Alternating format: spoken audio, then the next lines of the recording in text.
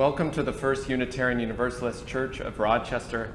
For more than 150 years, ours has been a congregation of open minds and loving hearts, celebrating many sources of wisdom and many spiritual paths. Your faith, your doubts, your questions, your hopes for our world, and your story are welcome here.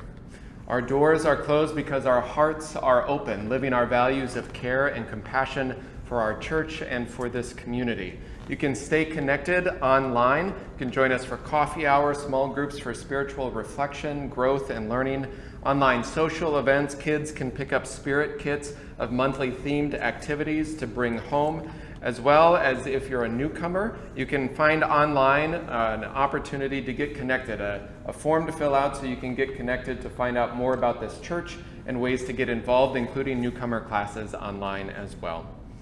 Each Sunday you can join us, and then Wednesday nights you can join us for our online forum as well. This Wednesday at 6:30 for our weekly forum is a justice reread and conversation of the book A Good Time for the Truth, Race in Minnesota. Ann Hutton will lead a conversation and read excerpts from the book. You need not have read to join the conversation. Please join us this Wednesday night. That's at 6:30 in the evening. And today's offering goes to support the Children's Dental Health Services here in Rochester, providing access and care for underserved communities through a portable clinic model. You can give at uurochmn.org/give. Thank you for your generosity as we support important organizations in Rochester and beyond. And in your e-news, your weekly e-news, or you can visit our website, you should have received two special announcements in these last couple of weeks. One about a potential gift of land and upcoming forums to discuss that, and other updates about the future of our building and grounds with the Building Our Future team. So look for that and ways to get involved with forums and special meetings in the coming months. And then another email as well about important racial justice opportunities this month and beyond, including a summit with our statewide UU Social Justice Alliance, justice reading forums here at the church, and a UU conference with UUs across the region and the country. These are exciting and important forums.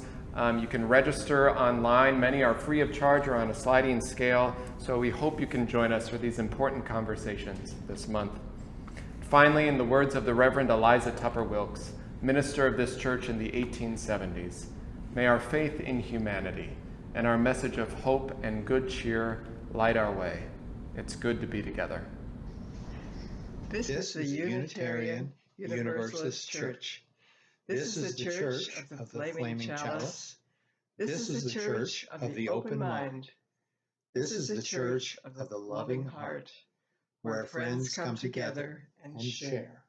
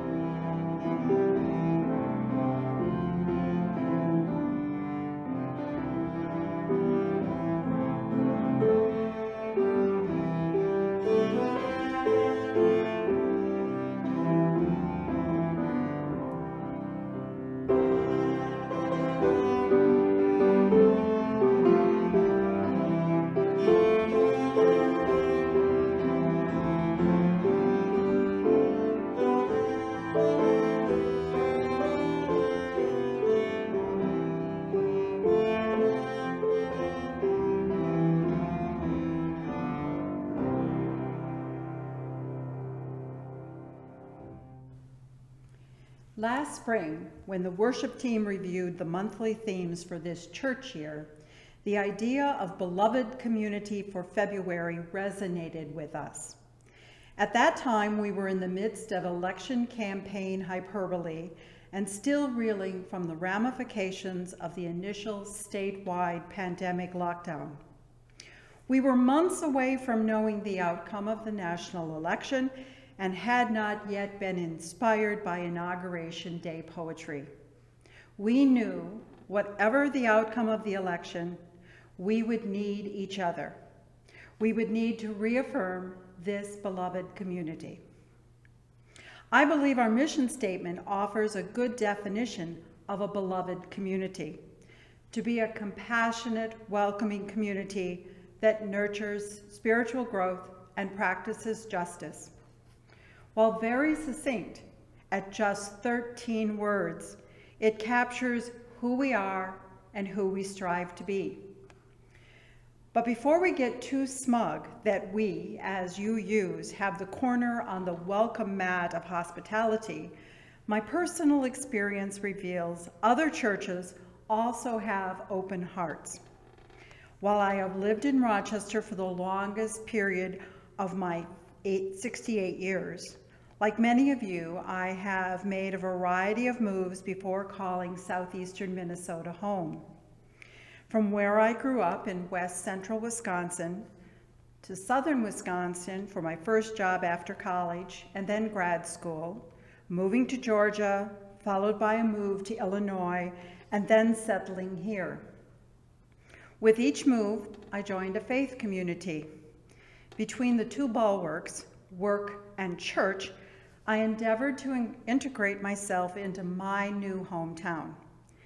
And while I admit that becoming a member of this church felt different, each of those earlier congregations did warmly welcome me. When first coming to this church, I had to get past the facade of this building. Had I been a location scout for a movie, the building would have provided the perfect setting for a script in which a Gregory Peck or a Brad Pitt was on a quest to find a treasure or rescue a damsel or some other Hollywood fiction. It took coming inside and seeing friends before I felt comfortable, until I wasn't. It was words spoken in this very pulpit that made me uncomfortable. Words that demanded introspection, in which in turn challenged long-held beliefs. I had come to church expecting comfortable. I did not come expecting that my mindset would be altered so dramatically so as to send me on new paths. Paths that I know I would not have explored had I been in any other place.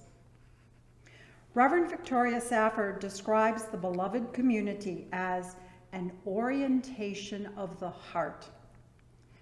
That is what I experienced, a different orienting of my heart, and even though I was a bit late coming to a new way of thinking, I was never made to feel tardy.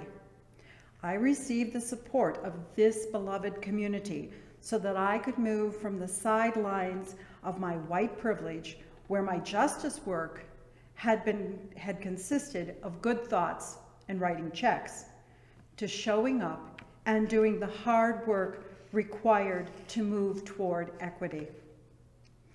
Each Sunday we are greeted with the words, "Know you are welcome here, your faith, your doubts, your questions, your identity." The words we share in this space and the actions of people with whom I gather today, albeit virtually, continue to encourage me to explore different perspectives and often inspire me to action. In her sermon entitled "Walking with the Wind," shared on Martin Luther King Jr. holiday weekend last year, Reverend Safford describes the beloved community in all its subtleties and intricacies, a definition that we can certainly use as our guide in this month. She wrote,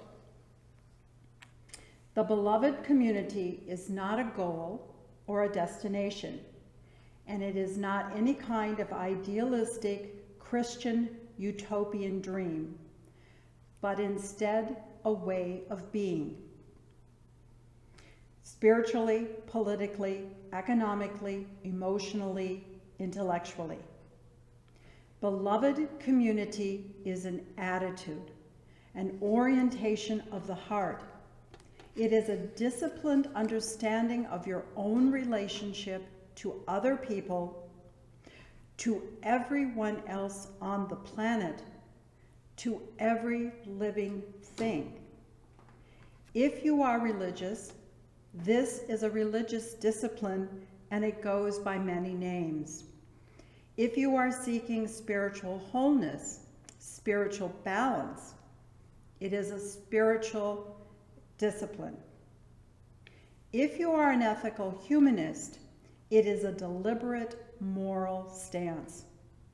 It is a daily practice, a spiritual politic that requires inclusivity, nonviolence, and the hard discipline of radical hospitality.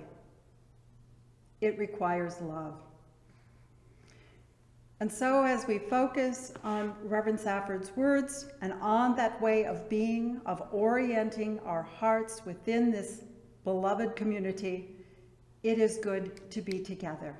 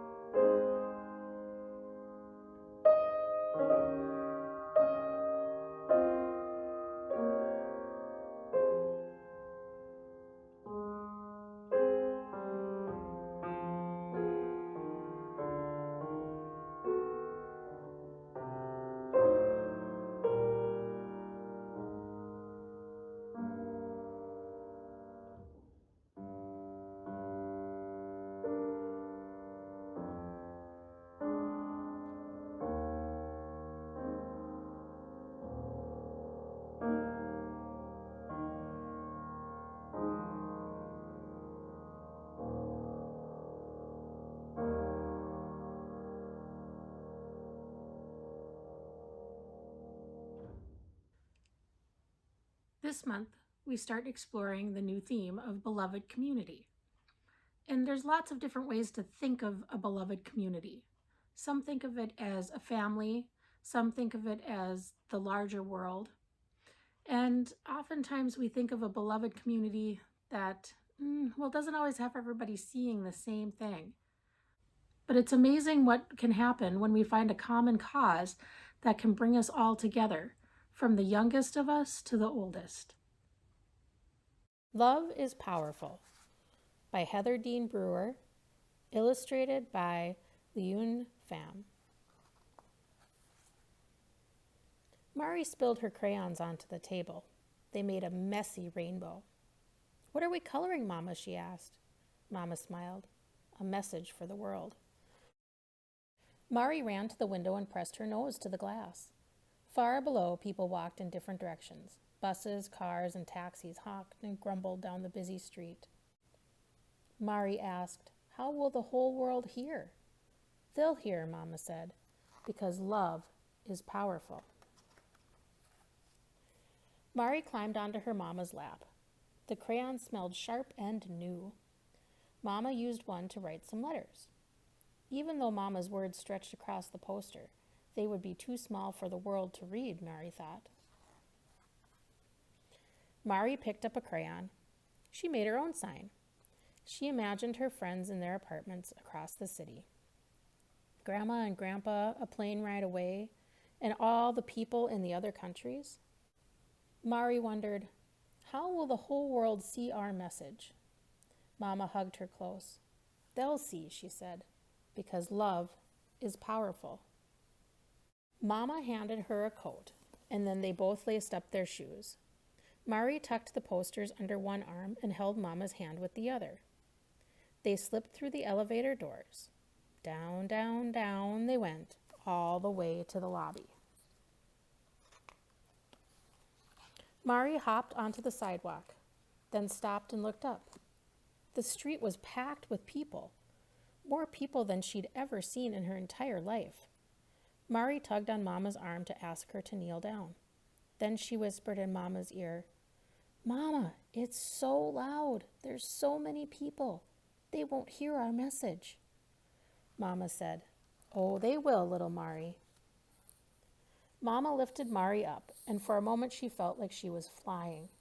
On top of Mama's shoulders, Mari could see the crowd swell for blocks. Hundreds and thousands, even hundreds of thousands, of people marching down the street. Some held signs like Mari's, all saying different things. Everyone cheered as they walked together. Mama joined them. Mari bobbed above the crowd like a canary fluttering over the trees. She felt as tall as one of the buildings. Mari raised her sign for everyone to see.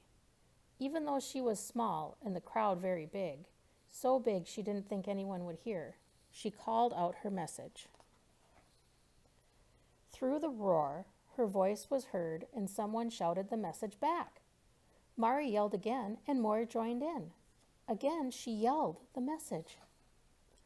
This time, when the crowd called back, Mari's message rumbled down the street and echoed off the buildings. It was as loud as breaking waves. Love is powerful.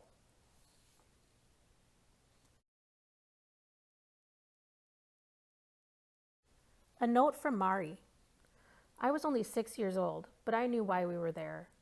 We went to the Women's March, along with hundreds of thousands of people, that cold day to show that love really is powerful. When we joined the crowd at the march, I couldn't see that well and was tired of walking. My mom lifted me up onto her shoulders. I called out, "Love is powerful," and to my surprise, the people close to me repeated it back. Each time I said it, more people joined in. At that moment, I really felt its power. One voice can be heard, and one voice can make a difference. Don't be afraid to speak up, and remember to speak up not just for yourself, but for other people too. Being together in community can be something as extravagant and wonderful as a gathering of peaceful protesters to advocate for rights and equality. Sometimes It's showing up. Sometimes it's as simple as putting on a hat.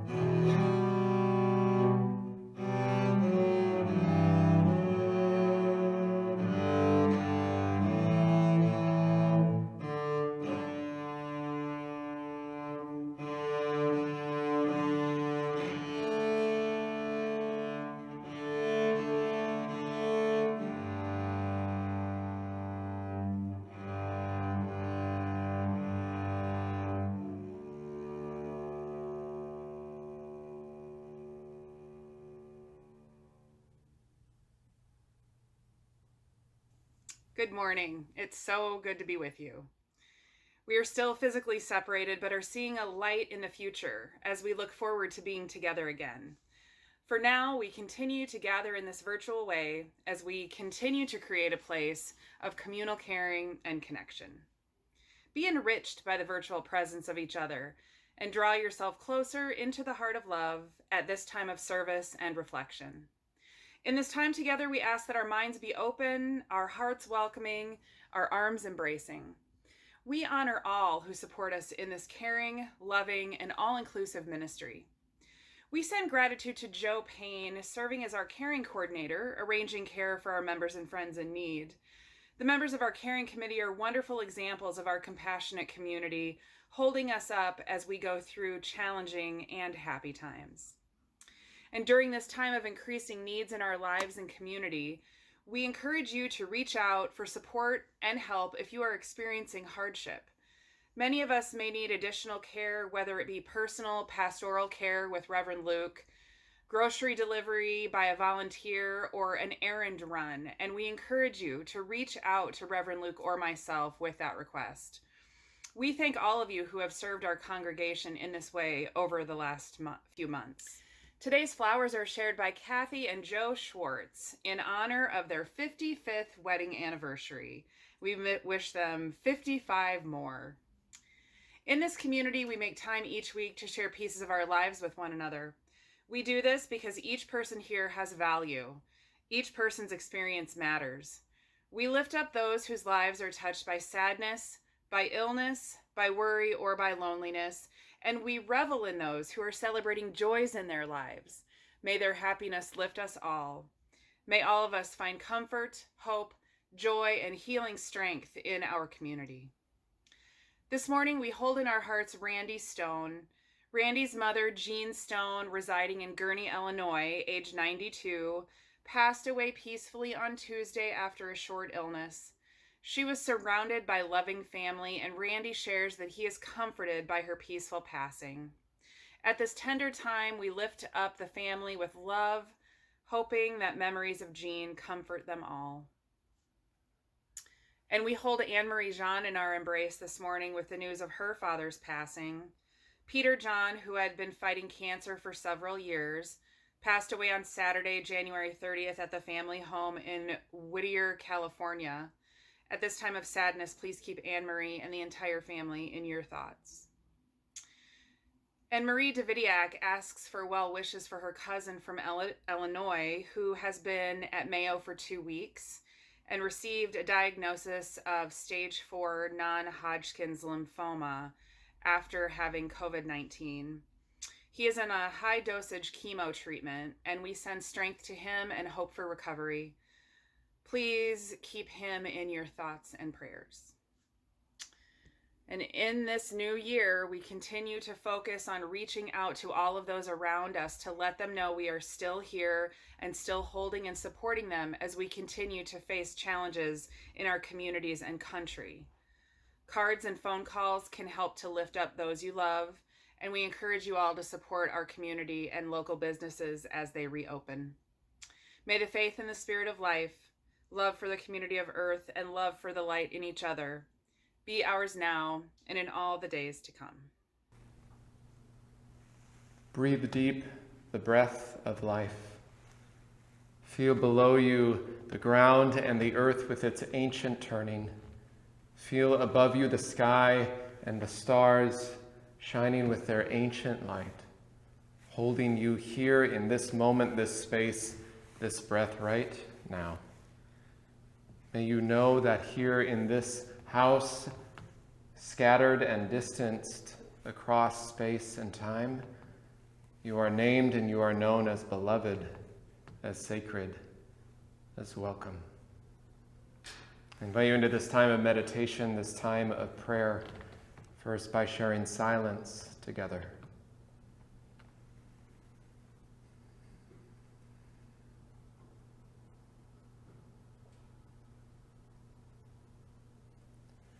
Spirit of life and source of love, God of 1,000 names and beyond all naming.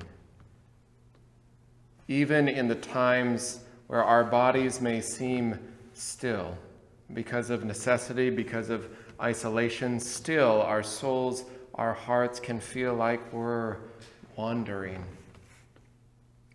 far from community, far from home, which might be 1,000 places in our heart, like the embrace of a loved one far away or gone, like the sharing of breath and meals and space, maybe even church.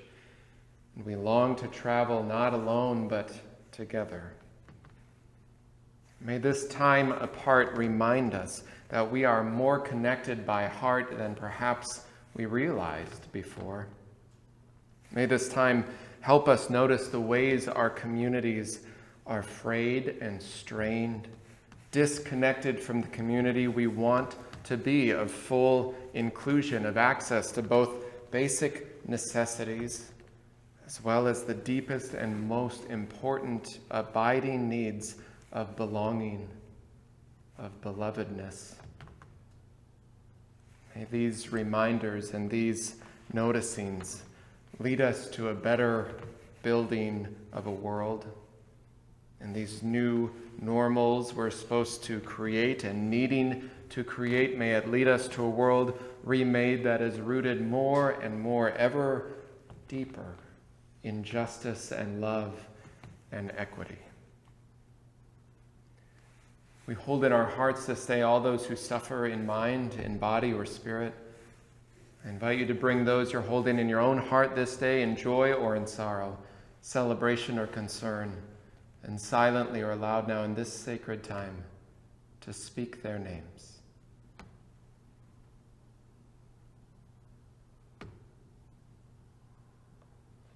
For all those names spoken and unspoken, may we be forever grateful. For the fabric of love and of life that weaves us together, may those threads hold us in love and strength. These words of meditation come from Leonard Peltier. We need each other. Each of us is responsible for what happens on this earth. We are each absolutely essential, each totally irreplaceable. Each of us is the swing vote in the bitter election battle now being waged between our best and our worst possibilities. Amen. Gathered here in the mystery of the hour, gathered here in one strong body, gathered here in the struggle and the power, Spirit draw near. Gathered here in the mystery of the hour, gathered here in one strong body, gathered here in the struggle and the power, Spirit draw near your power. Gathered here in the mystery of the hour, gathered here in one strong body, gathered here in the struggle and the power, Spirit draw near your power, Spirit draw near. Our first reading is Sledding in Wichita by Casey Picure. As cars passed, laboring through the slush, a boy, bundled against the stiff wind in his snowsuit, gloves, and scarf, leans on his upright toboggan, waiting his turn atop the snow-packed overpass, the highest point in town. First one car exits and then another, each creeping down the icy ramp. The brown grass pokes through the two grooves carved in the short hill. As the second car fishtails to the bottom, fishtails to a stop at the bottom, brake lights glowing on the dirty snow, the boy's turn comes. His trip to the bottom is swift, only a second or two, and he bails out just before the curb. It's not much, but it's sledding in Wichita. The second reading is a poem by Joy Harjo, Once the World Was Perfect. Once the world was perfect, and we were happy in the world. Then we took it for granted.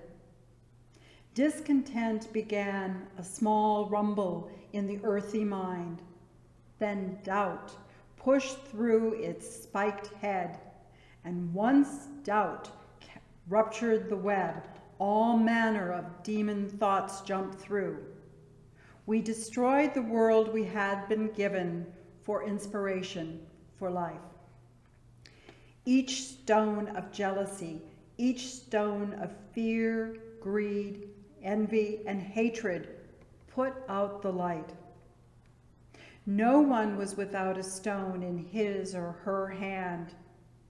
There we were, right back where we started.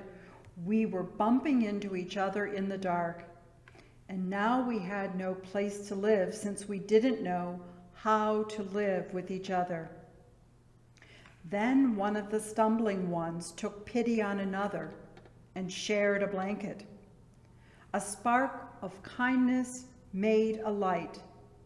The light made an opening in the darkness. Everyone worked together to make a ladder.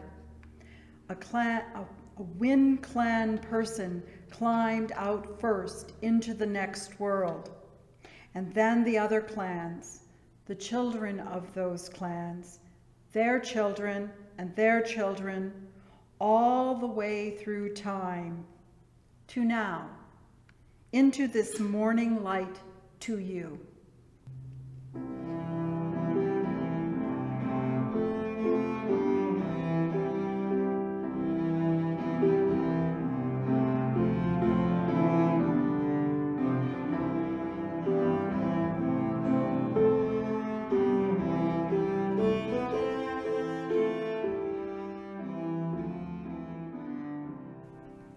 It's not much from a distance, just a slight shift in the landscape, a gentle slope of the land. It doesn't become much until the mixture of gravity and the slickness of your sled or tube or ski or whatever foundation you've brought with you that day, that swirling of the angle in the sled and your ability to let go where the hill becomes the gateway into a safe, though sometimes frightening, joy. His trip to the bottom was swift, writes the poet of sledding in Wichita. Only a second or two, and he bails out just before the curb. Sometimes we have to bail before whatever curb we're about to hit on these quick paths of joy. We have to watch out not only for ourselves, but all those around us. We quickly learn that the most important phrase on the hill and maybe in life can be watch out. When you're out of control and you don't know if you can safely maneuver to avoid injuring another in body or in spirit. Last week, I witnessed a microcosm of humanity on a gentle sliding hill. It reminded me of many things in community. How we each bring whatever we've got along with us in this life. Maybe it's a sleek, quick jet-like sort of device for maximum speed, or it's a giant blow-up kind of unicorn water toy thing, really, for the not too far past infancy child to go safely down the hill at a turtle's speed, surrounded by as much safeguarding adults as seems like at an inauguration. You also notice on these hills the difference between one's intent and one's impact. Plenty of watch outs, some of which are successful. You may not mean to knock someone down, but sometimes you do, and no matter what you meant, the impact there is real. You also notice our coping devices, like a no-fear young child flying down the hill on their tummy, face first, but also ready at any moment of too much fear to just spread out like a starfish, limbs in every direction, hitting the snow that is now flying in the air, to stop and halt mid-slope, to take stock of their surroundings, assess the risk, and then just keep going. It reminded me also of our monthly theme, because just like all of you, I am thinking of our theological themes all the time. I'm sure you are. So it reminded me of beloved community, our new theme for February. This is a broad phrase that really we as a spiritual community are trying to engage all the time, every month. This phrase that was a way, especially in the civil rights movement, to speak about creating a world of love and of justice, rooted in religious tradition's commitment to the well-being of humanity. Beloved community was a phrase first used, really, by philosopher Josiah Royce, but then built upon in realized ethics by the Reverend Dr. King.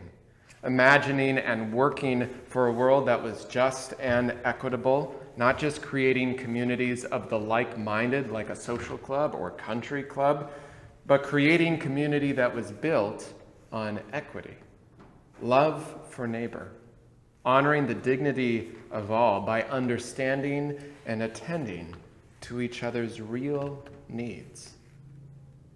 Similar to last week's service, focusing on how we create more inclusive community for everyone, including trans people, it comes down to some basics: respect and reverence for each other, valuing people over personal gain or profit or grammar when it comes to pronouns, attuning our minds and hearts to the well-being of each other, not to just survive, but to flourish, to find freedom of heart and body and mind, to have enough love for your neighbor that you care about how our society holds and honors not only your life, but also theirs and everybody's.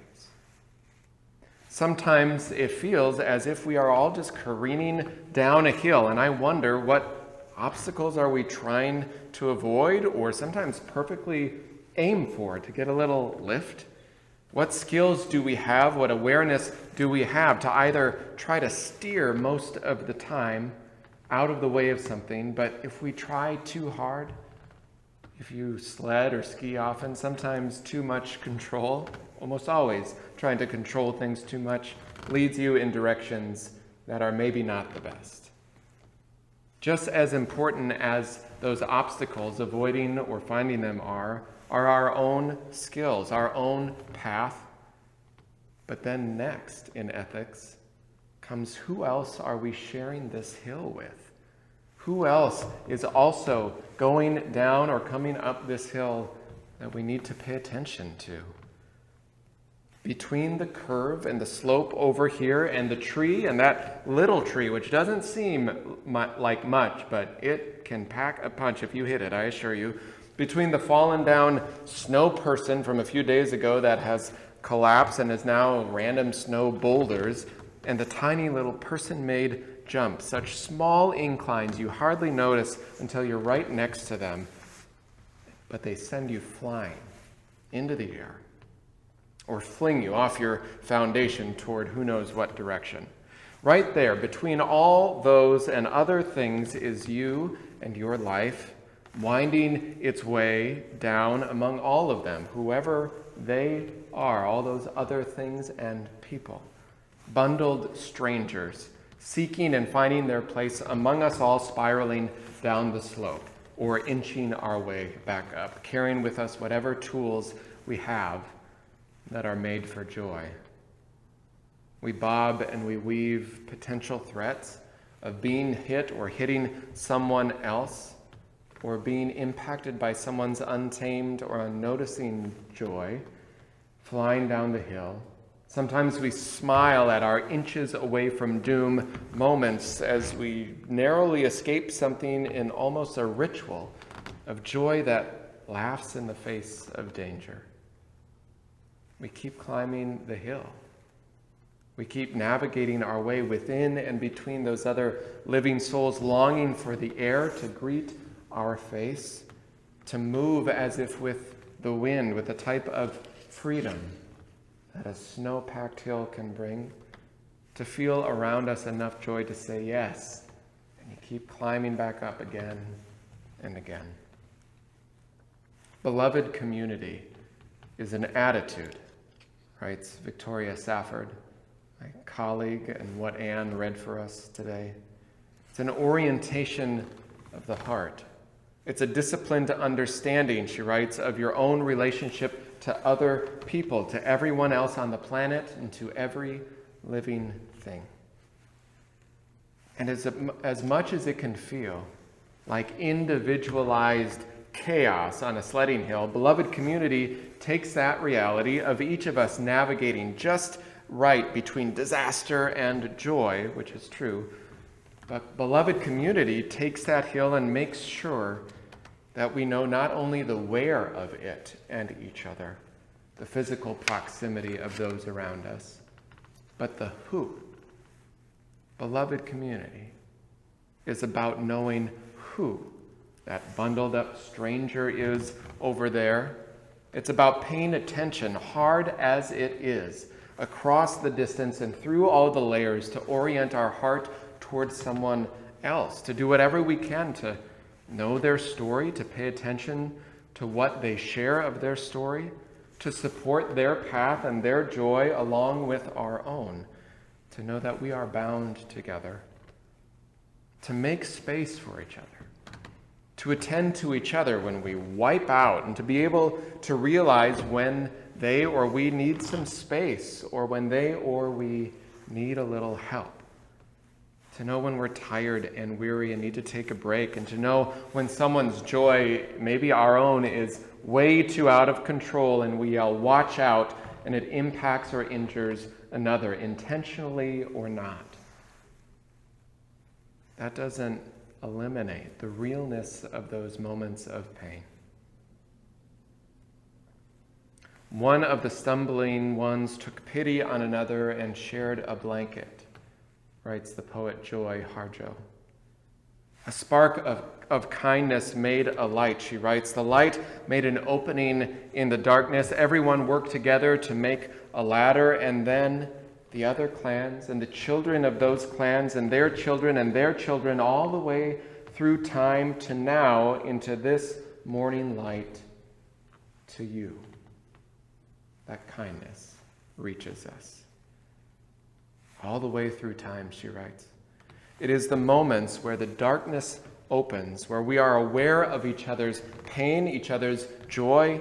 When a blanket is shared or a ladder is made, we're more aware of a collision of body, of soul, when it's avoided, when it can be lessened, by not only noticing, but caring, really caring about those around us, and adjusting our own life and path if we can, if it's safe, just enough to leave room for another, or to be able to coexist well and healthy together. Beloved community is making space where each living soul is held and known and beloved. Beloved of not only sky or earth or God or spirit, but beloved of each other. So that we can grab whatever foundation we have, find our place, and find and plan our path the best we know how.